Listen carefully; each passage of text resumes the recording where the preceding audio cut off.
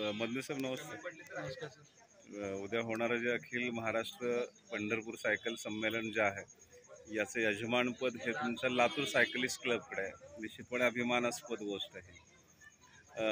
हे चौथं पर्व आहे या सायकल संमेलनाचं आणि या सायकल संमेलनासाठी मी देखील कोरेगाव सायकल प्रेमी फाउंडेशन कोरेगाव यांच्या वतीनं आलं आणि संबंध महाराष्ट्रातून 80पेक्षा जास्त सायकल क्लब इथं आलेत. 97 क्लब आलेत. म्हणजे 100ला 1-2-3 कमी फक्त आहेत.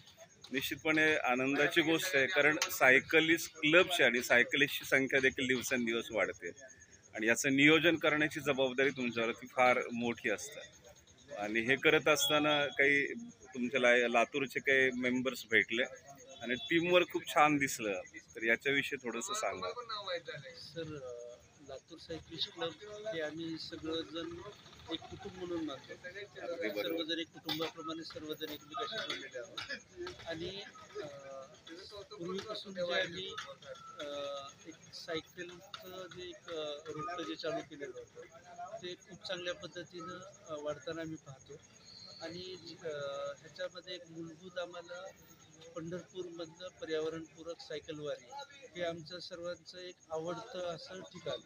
आमची खूप वर्षापासूनची पहिल्यापासूनची इच्छा होती की कधीतरी आयोजकपद आम्हाला मिळावं आणि ह्या सर्व वारकऱ्यांची सेवा करायचा आम्हाला योग मिळावा. योगायोगाने ह्या कमिटीने लातूरला तो मान दिला आणि लातूरकरांनी खूप छान पद्धतीनं ती भूमिका पार पाडताय तुम्ही. आणि आम्ही फक्त सायकलिंगच नाही करत, तर आम्ही याच्यासोबत वृक्षारोपण पण करतो. दुसऱ्या ऍक्टिव्हिटी कोणकोणत्या राबवल्या जातात आपल्या क्लबच्या माध्यमातून? सोशल ऍक्टिव्हिटी तर सर्वच राहतात. जसं काही जे आर्थिक दुर्बल ह्याच्यामधून जे म्हणजे फॅमिली काही प्रॉब्लेममुळे जे विद्यार्थी प्रॉपरली म्हणजे शिक्षणावर त्यांचा जोर नसेल किंवा त्यांना त्यांच्या खेळाडू गोष्टीसाठी त्यांना काही अडचण येत असेल तर त्याला लातूर सायकलिस्ट क्लब प्रत्येक वेळेस मदत करत आहे. बरोबर. त्याशिवाय काही जणांच्या इतरही काही गोष्टीसाठी रक्तदान शिबिर असेल किंवा वृक्षारोपण असेल, त्या सर्व गोष्टी लातूर सायकलिस्ट क्लबनं पहिल्यापासून आवर्जून घेतलेल्या आहेत. मतदान जनजागृती असेल किंवा सोशल अवेअरनेस म्हणजे ह्या सर्व गोष्टींमध्ये लातूर सायकलिस्ट क्लब हिरिरीनं भाग घेत आलेला आहे आणि यापुढेही भाग घेतो. आणि आमचा एक असा उद्देश आहे, लातूर प्रॉपर लातूरमध्ये महाराष्ट्रामध्ये सायकलिंग त्याचं एक आम्हाला ते हेच व्हायचं.